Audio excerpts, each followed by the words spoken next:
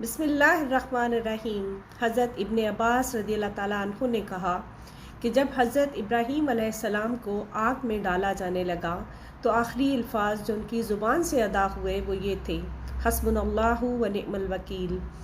کہ میری مدد کے لیے اللہ ہی کافی ہے اور وہی بہترین کارساز ہے۔ دوسری بار حضرت محمد صلی اللہ علیہ وآلہ وسلم کی زبان سے یہ الفاظ تب ادا ہوئے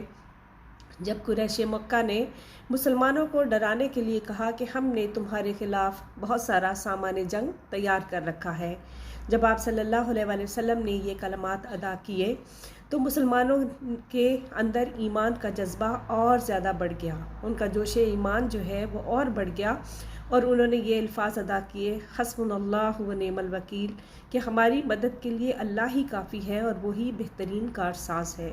یہ دعا حضرت ابراہیم علیہ السلام اور حضرت محمد صلی اللہ علیہ